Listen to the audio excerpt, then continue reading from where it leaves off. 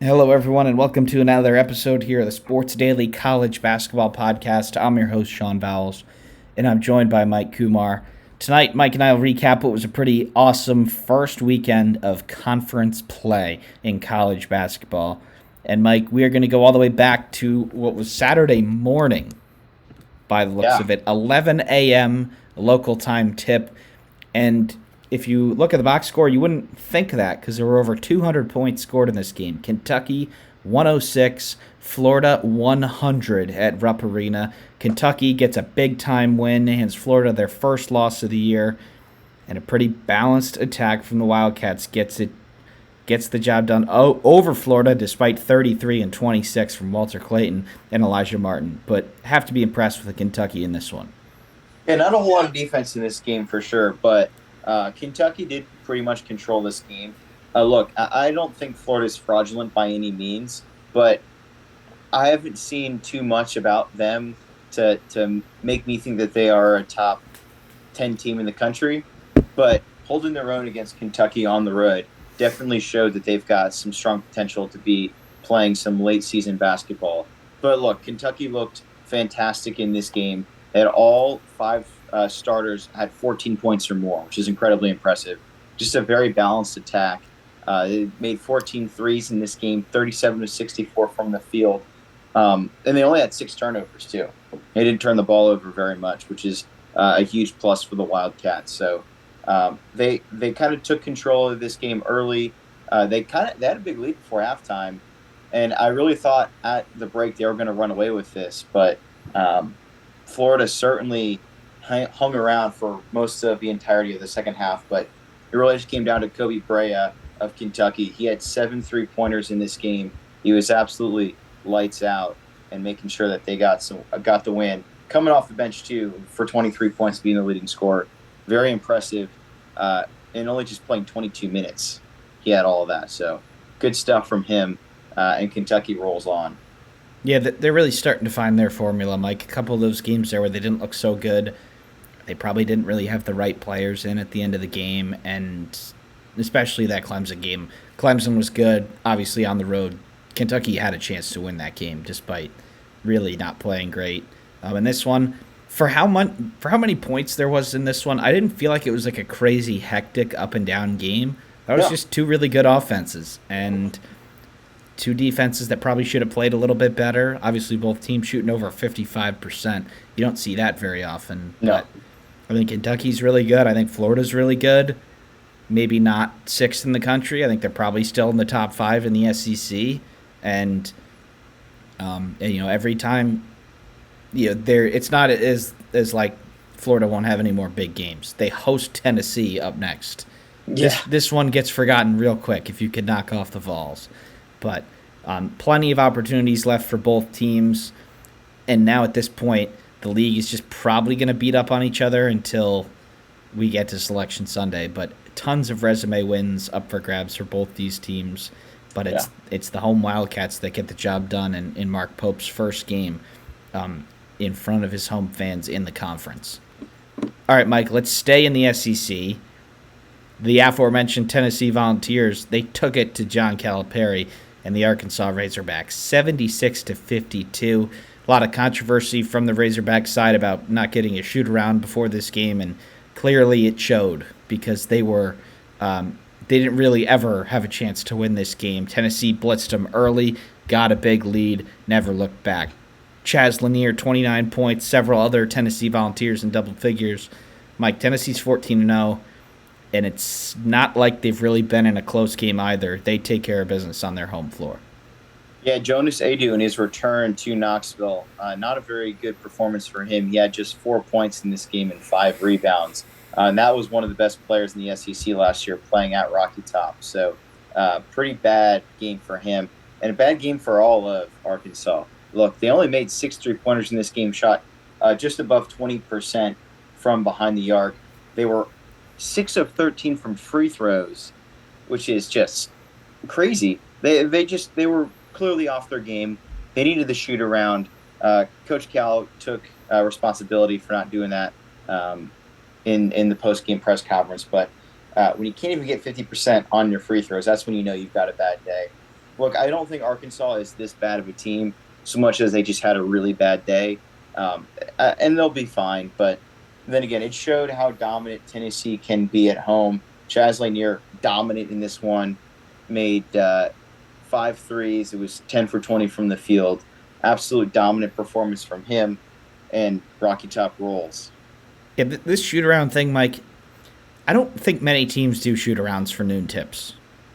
From what I can tell from the programs that I've Yeah, seen, I think a lot of teams do like a late night shoot around the night before and they do sort of a stretching walk through in the morning. I don't think they really have a practice. So I think he's making this a whole lot of more of a big deal than it is. The reality was is that his team was totally outclassed in this game. I still think Arkansas is a good team, but when you play a really good team on their home floor and you're off yours, it's over. And yeah. it's pretty clear that the tiering system that is coming into play here in the SEC. Yeah, I mean, you look at if Arkansas was to do a shoot around, right, especially because they got in late Friday night, they're probably getting up at about 6, 7 o'clock in the morning, getting to the gym around 8, 9 o'clock to get that shoot around in, and then rushing into pregame for that game. So, Coach Calipari, he was adamant that that was a big reason that his team did not play well, and that might very well be. But yeah, I mean, they just couldn't shoot the basketball. We're going to talk about a couple of other teams that got beat down on the road that couldn't make a bucket. Arkansas is certainly one of those teams this week, and I think they're better than the performance that they showed against the number one team in the country. They'll have plenty more opportunities in the SEC this year to get right, though, especially this upcoming week when they host Ole Miss and Florida.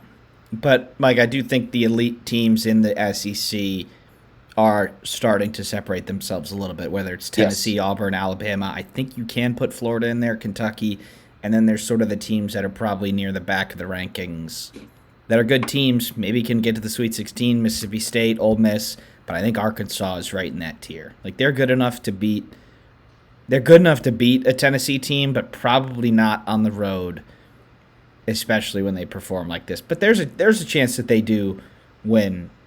They could beat anybody at home. Obviously, Bud Walton's a great arena, but when you get basically everybody not showing up at the same time, it's going to be ugly. And when you play the best team in the country, it's going to be really ugly. But all right, let's transfer over to the Big 12, Mike. Not a great day at the office for your Baylor Bears.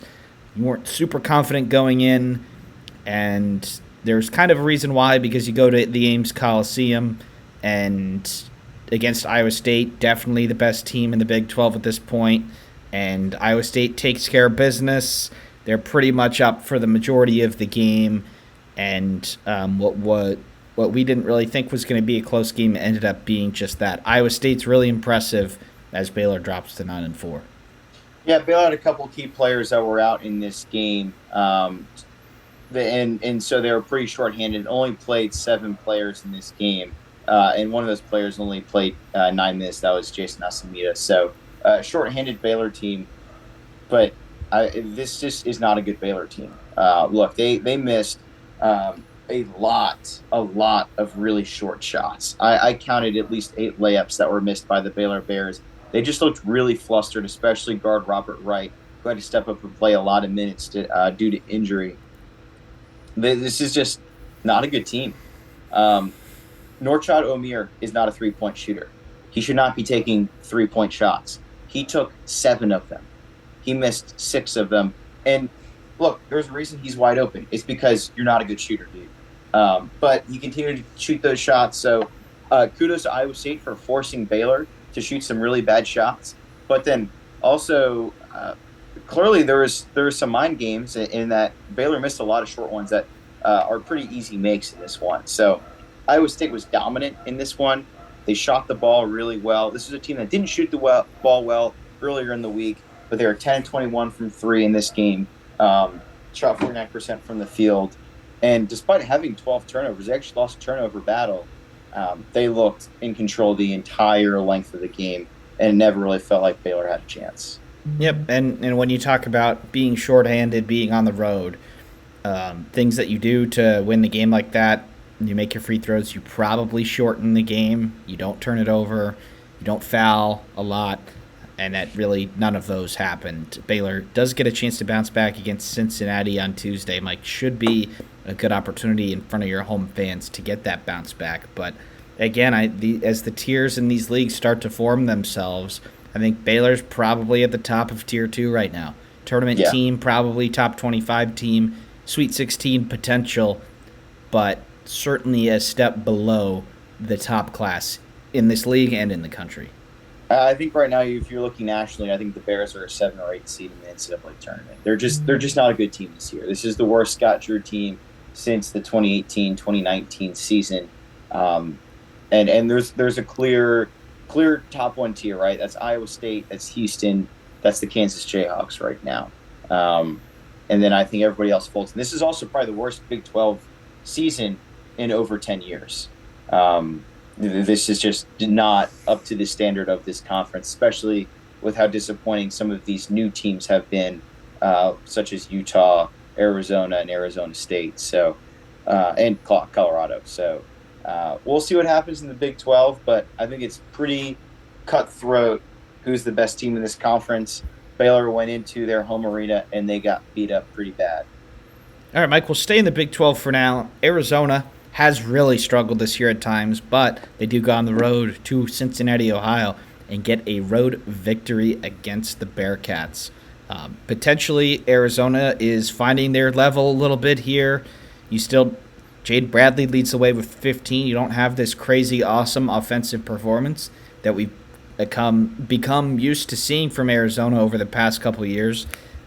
They hold Cincinnati under 40% shooting. The Bearcats go 5 of 25 from behind the arc. And Mike, maybe it's time to pump the brakes on the total Arizona is garbage train. But were you surprised to see the Wildcats pull off this upset? I wasn't, Sean, and I think the reason I wasn't is because personally, I don't think Cincinnati's really all that good. Yeah, They've been they are darling. also starting to find their level on the way Yes, on the other way.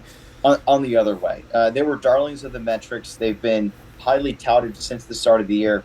They haven't done anything to prove that they are a top 15, top 20 team, Sean. Yeah, they beat Georgia Tech, whoop-de-doo. Georgia Tech stinks. They finally got to play some real talent. They got beat up against Villanova. That game was never even really close. They did have a good win against Dayton. That's great, but opening up 0-2 in Big 12 play, not a good look for them. But I will say this about Arizona. Look, they had a really bad November. They were 3-4. But since November, they've only lost one game. That was a 3-point loss at the hands of UCLA in a neutral court game. So I think the Wildcats might potentially be showing that, hey, they're a lot better than people wrote them off in the month of November. They've got a lot of winnable games coming up. They've got West Virginia on the road, which is going to be a tough one on Tuesday. But then they go back home, and they've got UCF and Baylor coming up. So a lot of winnable games coming up for Arizona. You might see them creep back into the top 25 in a couple of weeks. Yeah, and they've sort of had to reinvent themselves on the fly here. They're not a very good offensive team, and I think it took them a couple weeks to figure that out. They have to start defending a little better if they want to win some of these games, and they have been defending better, even in their losses. Obviously, I think that UCLA game was in the 50s. If you keep the opponent in the 50s, you have a chance to win. So potentially Tommy Lloyd and co. are sort of turning their season around in a little bit of an unexpected way. Yeah, and Caleb Love, too, is finally playing some big-time basketball. He had a really sluggish start to the year this year, had 6 points against Wisconsin, 8 against Duke, and then really underperformed in the battle for Atlantis. But we're seeing him come to life the last few games. He's had 23, 24, 33 in a win over TCU, and then he only had 12 against Cincinnati, but that was a really well-balanced attack in that game that kept them in the lead and kept them in control of this game. So Caleb Love is finding his feet. Jaden Bradley's also having a really good bump this time of year. So, yeah, Arizona, they could be totally on the up. And I'll make a prediction, Sean. I'm going to say by the middle of February, they're going to be a top 20 team in the country. Yeah, I think the fact that people were so out on them so quickly might have been a little bit too premature. And Yep. they had a bad MTE. Plenty of teams had bad MTEs, and they played a bunch of really good teams around that. Right off the bat. So, Yeah. they have, again, ton of opportunities in the Big 12. So far, they're playing well enough where if they continue this, they'll probably make the tournament and be probably in the top 25. Yeah. All right, Mike, let's go to the Big 10 for just one game. We have got UCLA going on the road to Lincoln to face Fred Hoiberg and the Cornhuskers. Reason why we're talking about this game is because both teams are sneaky, really good teams. UCLA 15th in the country, but it's the Cornhuskers who, as favorites in this game, a lot of people were shocked that they did come in as favorites. They get the job done.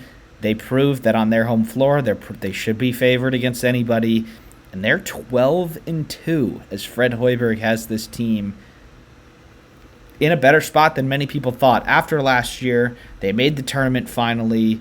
I think a letdown was sort of expected, and at least so far, Mike, it doesn't appear that it's coming. Nebraska beats UCLA.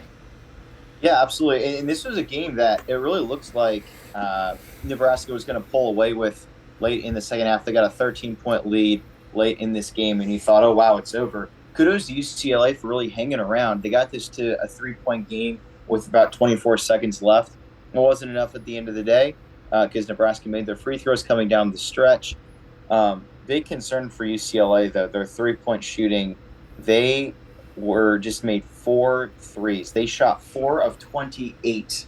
It's one thing to only make 4 threes. It's another thing to miss 24 3-point baskets in this game. And in this game, part of that was that they took some shots, not good shots at the end of some shot clocks, which was some great defense by Nebraska.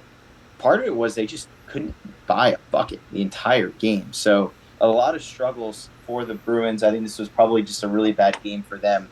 But like I said earlier, I think Fred Hoiberg's got to be in the conversation for Coach of the Year in the Big Ten.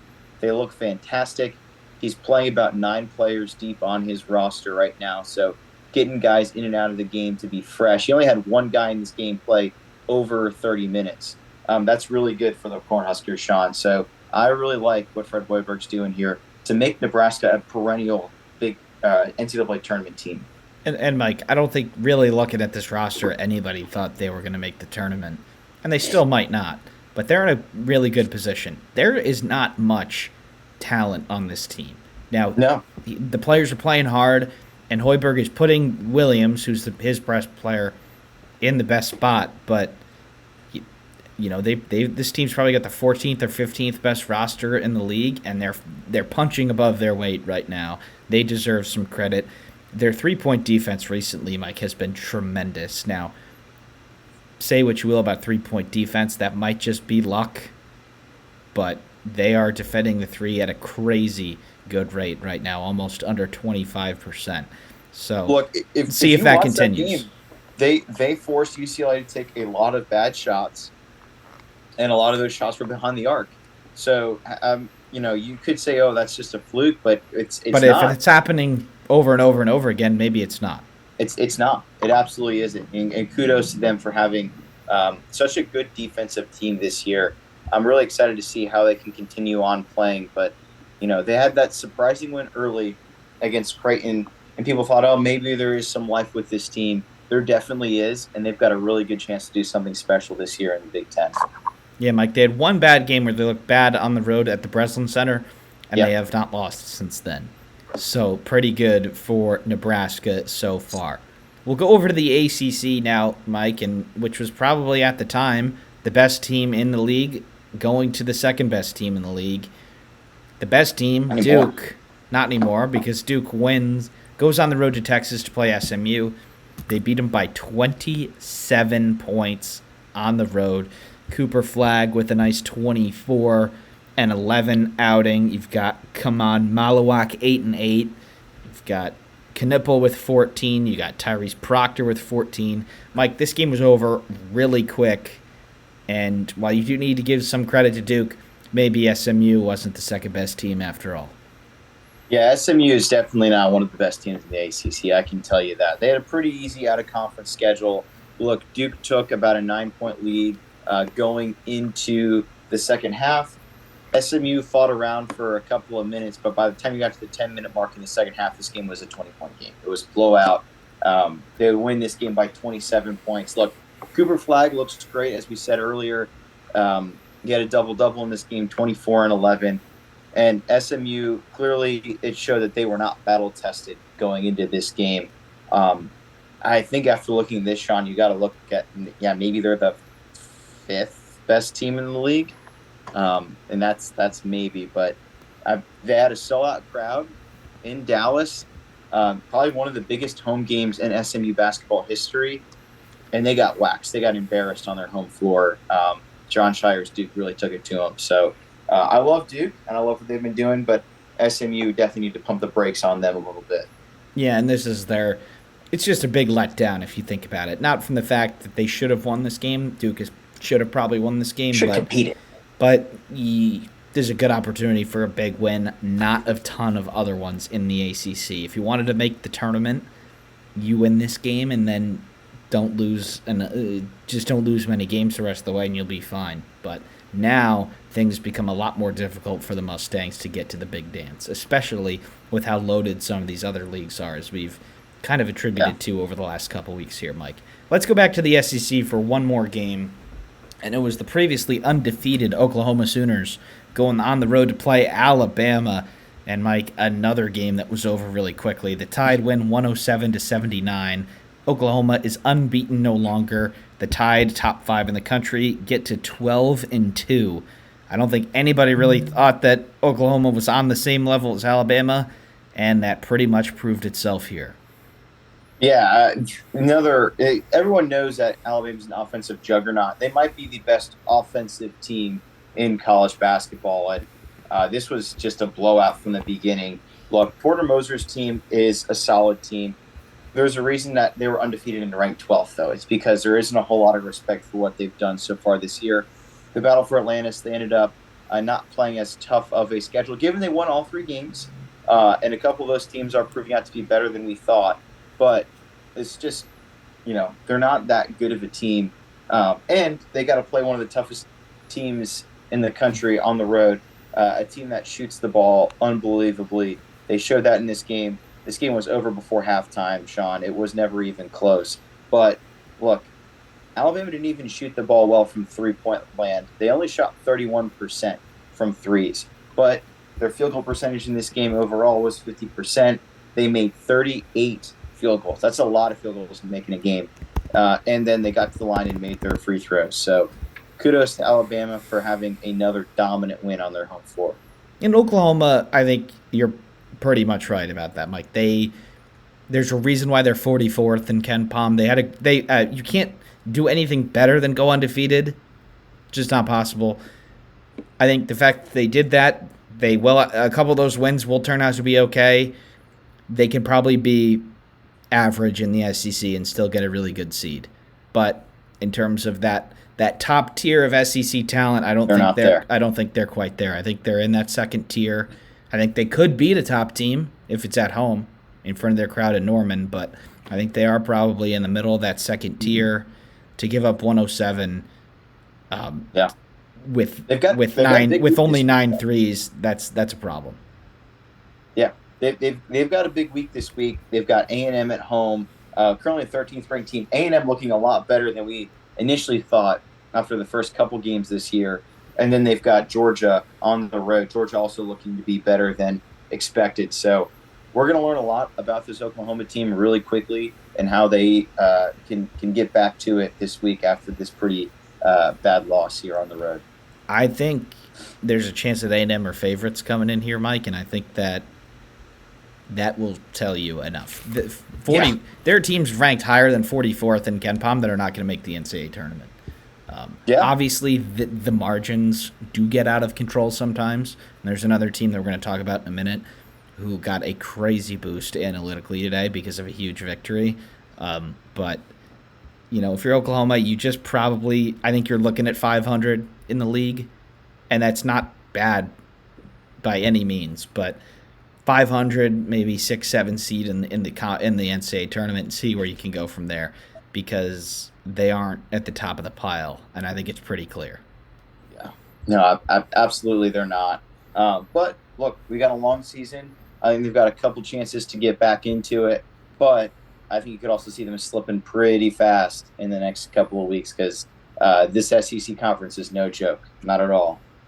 All right, Mike. Well, we are recording this Sunday night. There were a couple of big games today. We're going to talk about two of them. The first one is the one that I sort of talked about earlier. It's a team winning by a crazy margin and their analytics getting boosted. It's the Kansas Jayhawks coming off of a home loss to West Virginia. They go on the road to Orlando, Florida to play UCF, a team that just picked off a road win against Texas Tech, and they beat them 99-48.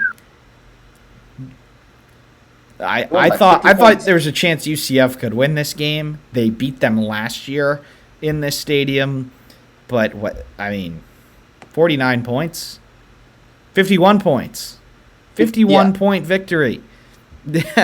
I mean, what a serious bounce back from Kansas, and obviously it's a good game for the computers, but this is some kind of different confidence booster. Yeah, I mean, first off, this was just a really, really sad effort by UCF. Look, you can lose by 20 on your home floor to Kansas. You can't lose by 51.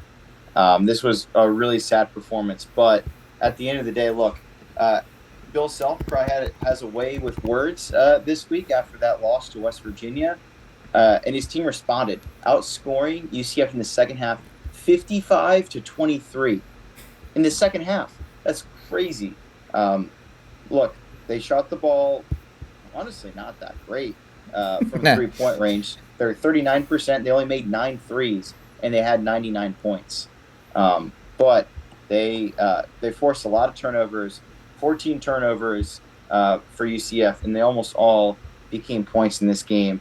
And then just made 42 two-point baskets in this game. They shot 83 field goals, so they shot a lot, and they also made a lot of short shots. So I don't know if you're watching this game, Sean, but Kansas was just getting in transition really, really easily in this game, and UCF couldn't get back on defense. So certainly Coach Dawkins is going to be frustrated with his team about this outcome. And if you're UCF, Mike, you probably do take one of these two. Like you went 1-1 in these two games. This, though, is crazy. This cannot happen. Yeah. Look, if you're in a power conference and you lose at home by more than 20 points, it's a bad look. When you lose by 51, good Lord, this is like we got to hit the hard reset button on our team. Look, they had a great road win at the start of the week, but this quickly went awry for UCF in pretty disgusting fashion. So, they had a lot of fans going to this game. You had a lot of disappointed fans, that's for sure. About 10,000 of them were very disappointed with this outcome here in Orlando. And Mike, some stats from this one I just want to point out because I don't think we're ever going to see this again. 63 rebounds as a team in 40 minutes. That is crazy. 63-32. And, I know UCF did miss a lot of shots, 22 offensive rebounds. I think anything more than 10 or 11 is pretty indefensible. And then 33 twos to 9 threes. And, free throws. They only had 6 free throws. So 33 twos is something that we're never going to see again either. I mean, that is a lot of twos. Yeah. From a team that doesn't shoot it great either. It's not like you're running them off. And that's the thing is that they didn't have a crazy good shooting day either, right? Yeah. It's not like 50, they got hot 50%. And made 25 threes. Yeah. They made 9. But at the end of the day, they had more offensive rebounds than UCF had defensive rebounds. They rebounded the ball better under their rim than UCF did. And that's inexcusable, right, if you're Central Florida, first off. But it leads to a lot of second and third chance points like Kansas got. And it's just a dominant performance by the Jayhawks. And a couple other computer stats, Mike, because Kansas did go up 15 spots after this game. And to go up 15 spots with this many games already in the data, that is crazy. Offensively, they were at 1.28 points per possession, which is good. It's a really good performance, but they have had 2 games this year where they've been better than that. So this isn't totally this isn't like some fluke stuff. Defensively, though, this is their best of the year, just 0.62 points per possession. Again, really anything under one is a really good effort, and for them to be nearly at one every four possessions, that's pretty crazy. But yeah, obviously Kansas bounced back in a big way. And this margin is going to catch a lot of people's attention. We probably weren't going to talk about this game, Mike, if Kansas wins by 10. Solid effort all around. You pick up a nice road win against an okay team. But it has to be talked about because they kicked ass today, and they host Arizona State up next in a game where they should probably win handily too. Yeah, no, absolutely. I think Kansas, you can kind of say they're back, and they're going to have a couple of tough road games coming up. Cincinnati's not going to be an easy road game. Cincinnati could be in a desperate spot there, especially if they lose to Baylor. Exactly, and then you look, they got to go the following week to Hilton Coliseum, take on Iowa State. We're going to learn a lot about this team, like we will a lot of teams in the next couple of weeks, how they can defend their home court, but also let's see what they can do on the road.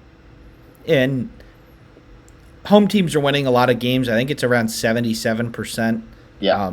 But so that makes road wins even more valuable. Can you get, 2 or 3 road wins is probably pretty good in some of these leagues. And, if you can if you play 20 games and you think about it, give yourself one mistake at home, you go 9-1, you go 3-7 on the road, that's 12-8. That's a good conference season. You don't have to, even if you win, conference champions will win half their road games. That's really all it takes. Yeah. No, absolutely. If you can win, start piling up road wins, that's going to make your resume just that much better, and you're going to become a darling for the metrics. And the metrics have become progressively a bigger part of Selection Sunday. The committee is starting to look a lot more at them. So this is a huge metric win for Kansas. Look, we'll see how the rest of the season goes, but it kind of feels like they hit that factory reset after that embarrassing loss to West Virginia, and they want to be back to being in pretty good shape.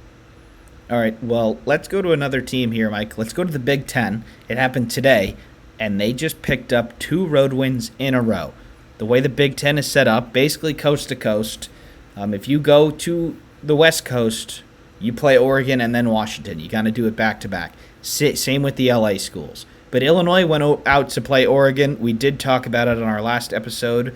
They smoked them 109-77, and they avoid a letdown spot here, Mike, in the game against Washington, and they get the job done again, 81-77. There aren't going to be many teams that do come out of this road trip 2-0, especially with how good Oregon has been.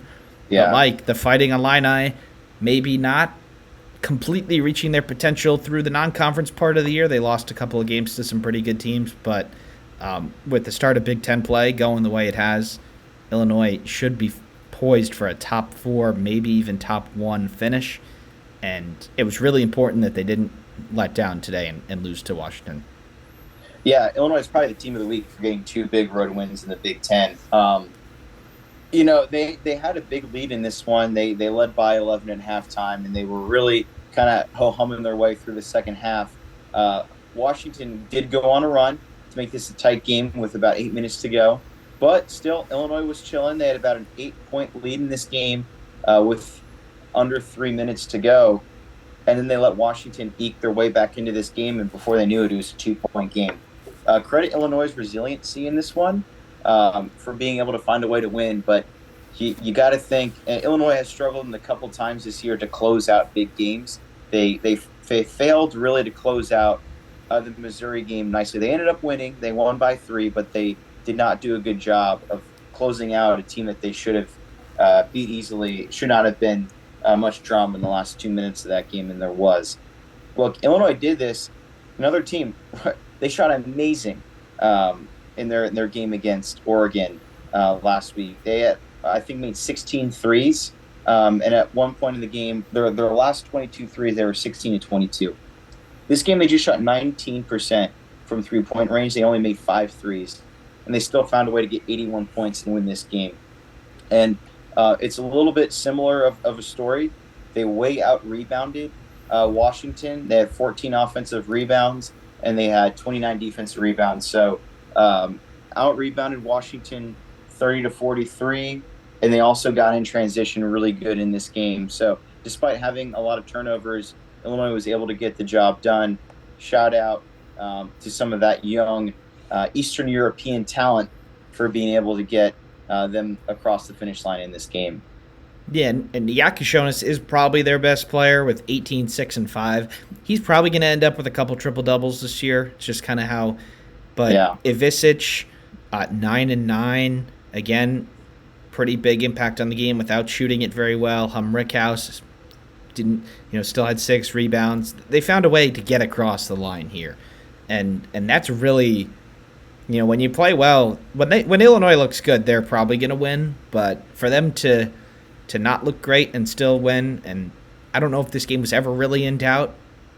They were in control for most of it.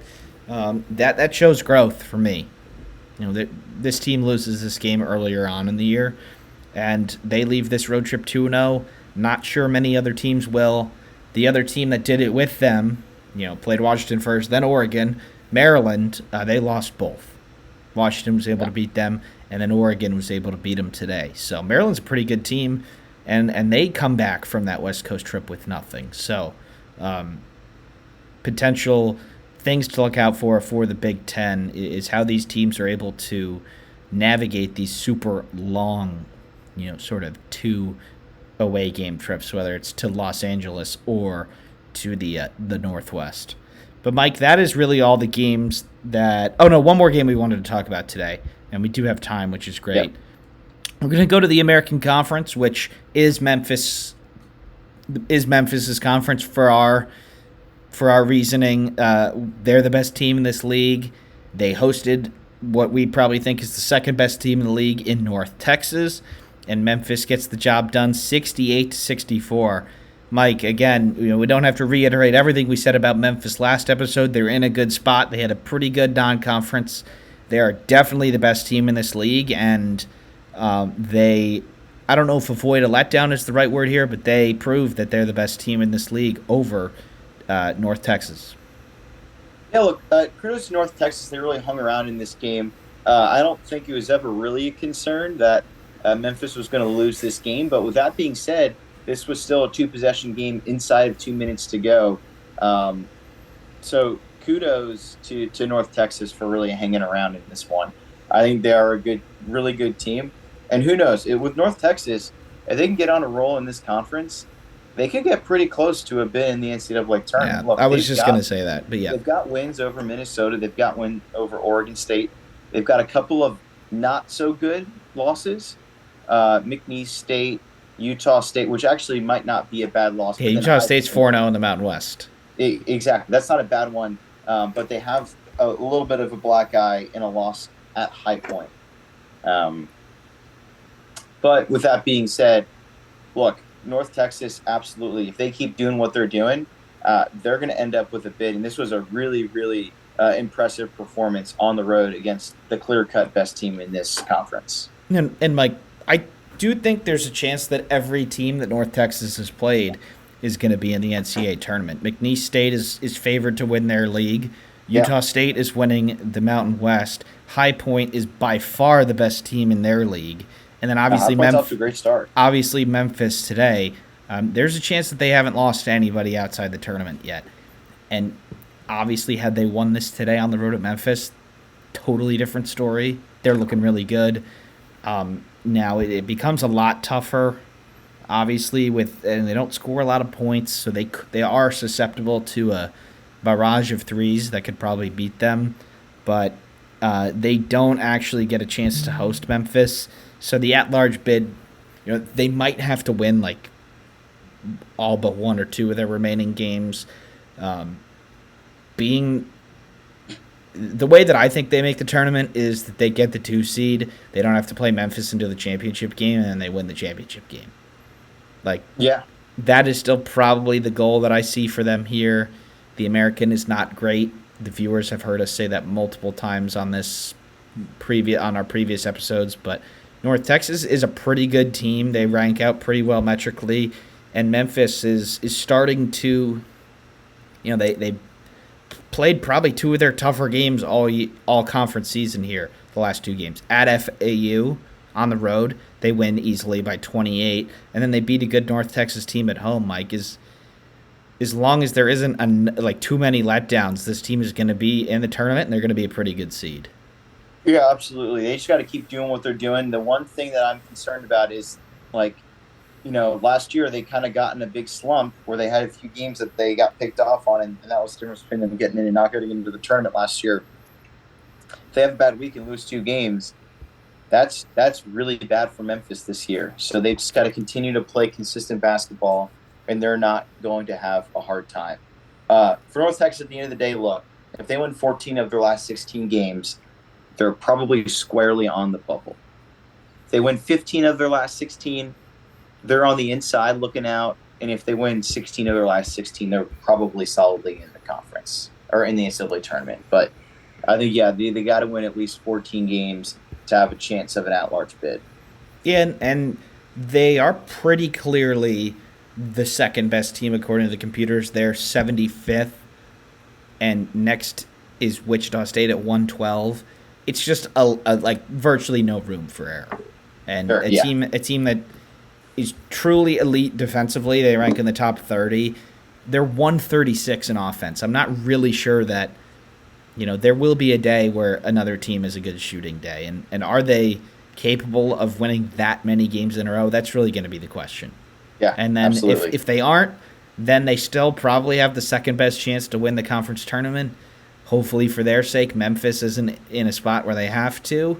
Maybe they don't really care as much, and maybe you can get a bid that way. But, Mike, this is, a 1.25 bid league right now, if we're being honest. Yeah, 1.25. I like that. I think it's probably below half for North Texas, but, who knows? Today, obviously, really would have helped. Unfortunate for them that they weren't able to get the job done. But, All right. Well, Mike, that is it for us today. Obviously, a ton of big games this week that we'll get to at some point. And we got some football games coming up, so be sure to check out those previews and recaps if you haven't already. Thank you for tuning in, and we'll see you next time.